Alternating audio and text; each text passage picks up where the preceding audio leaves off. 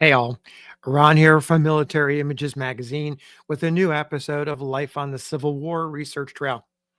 Today we're going to September 1860, and the young man pictured here, Evander McIver Law.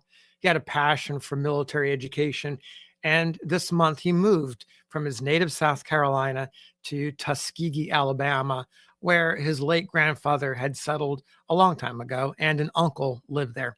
Within a month, Law and a partner established a military academy, a preparatory school that joined the city's flourishing community of educational institutions.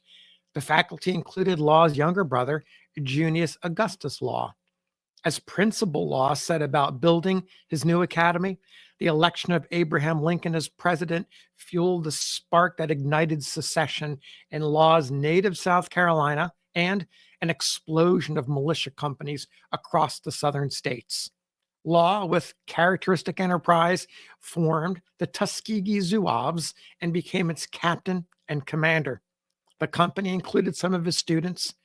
Meanwhile, more states left the Union. During the second week of January 1861, Mississippi, Florida, and Alabama followed South Carolina out of the Union.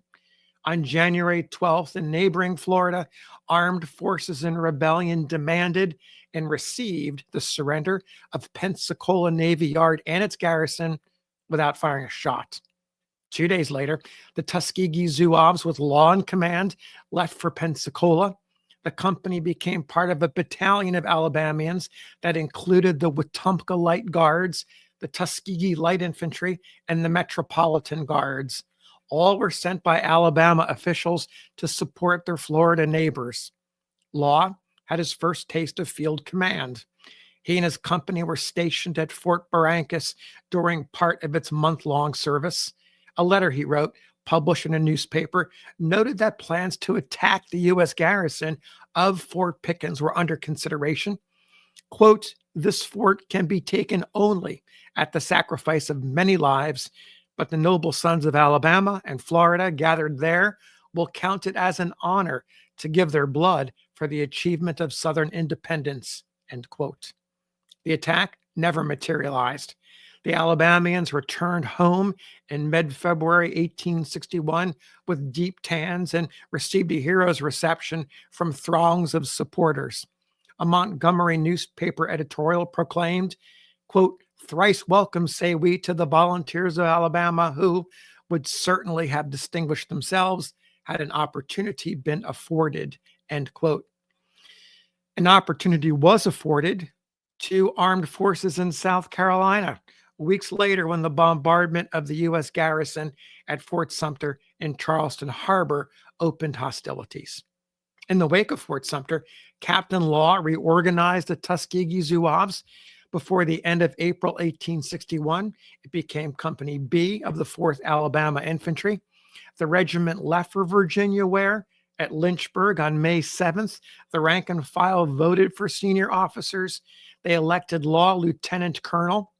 The captain of Company F, Egbert J. Jones, a prominent Huntsville attorney, almost 20 years Law's senior, became colonel. The 4th left for Harper's Ferry and prepared for active operations. 2 months later, the regiment received orders to move out from its encampment near Winchester, Virginia, from Manassas Junction in anticipation of fighting. The 4th broke camp on the evening of July 18th and traveled by foot and rail to its destination, arriving exhausted and hungry on the morning of July 20th. Food and sleep revived the officers and men just in time for the war's first large-scale battle.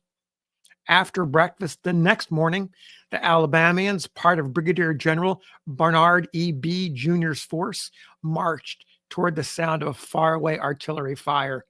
Jones and Law led the men with B's direction to a position near the Henry House as the sight of battle smoke and the sound of musketry heightened everyone's senses. Other Confederate and Union regiments arrived, and the contours of the battle took shape as the Alabamians marched from the vicinity of Henry House across a valley and meandering Young's Branch to the base of another hill. Here, The thunder of fighting and drifts of gun smoke rose above them.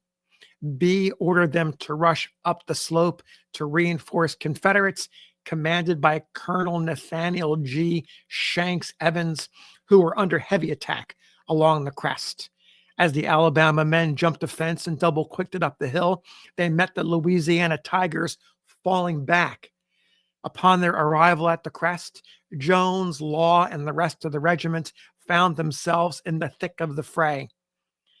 The Alabamians held their position for an hour or more, repulsing multiple enemy assaults and taking a beating as brother regiments around them melted away and were replaced by fresh troops. Jones and Law on horseback in the midst of the hailstorm of fire beneath the scorching summer sun held the men together. With each passing minute, the casualty list grew. Union lead found Colonel Jones ripping into his hips. By this time, the regiment had been enveloped on three sides. Overwhelmed by superior numbers, the 4th fled towards its first position near the Henry House with the enemy in hot pursuit and muskets blazing. Colonel Jones, visibly bleeding from his wound and holding himself steady by slinging an arm across the saddle of his bay horse, Old Battalion, begged the men not to run, but it was too late. Law, on his mare, darted among the shattered ranks to stem the tide. He kept at it until a bullet tore into his left arm near the elbow and toppled him from his horse. Law managed to get to his feet and keep pace with the retreat, blood streaming along his forearm and down his fingers. His frightened mare bolted until Robert Thompson Coles, the regiment's alert sergeant major, spotted her and grabbed the reins. Coles steadied the horse as Law approached, then helped the wounded lieutenant colonel remount. By this time, the Alabamians regrouped. All of their senior officers were down, and about 200 of the 558 soldiers who went into battle remained. These men recalled Sergeant Major Coles, followed B after he called to them to, quote, "Come with me and go yonder where Jackson stands like a stone wall," end quote. They played their part in shifting the momentum of the battle that gave Brigadier General Thomas Jackson his nom de guerre and cost B his life. The final casualty list of the 4th numbered 40 killed and 170 wounded. Colonel Jones's wound proved mortal. He lingered until early September. Law recovered and returned to the regiment in October, his injured arm effectively useless.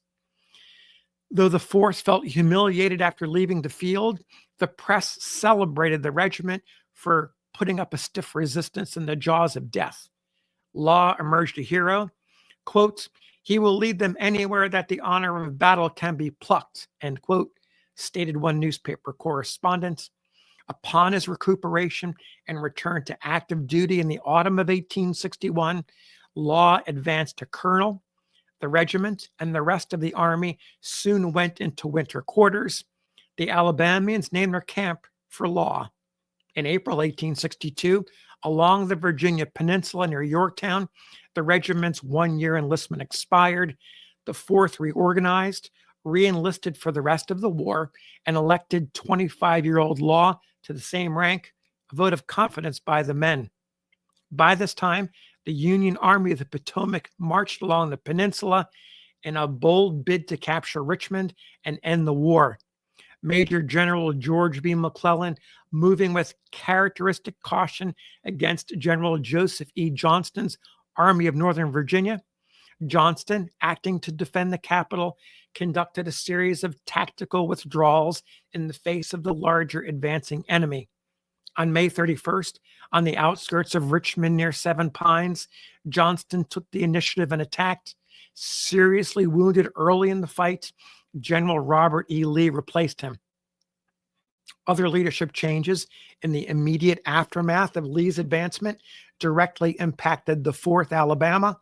Its division commander, the capable Major General Gustavus W. Smith, was relieved due to illness and replaced by Major General William H.C. Whiting, who led the brigade to which the Alabamians belonged.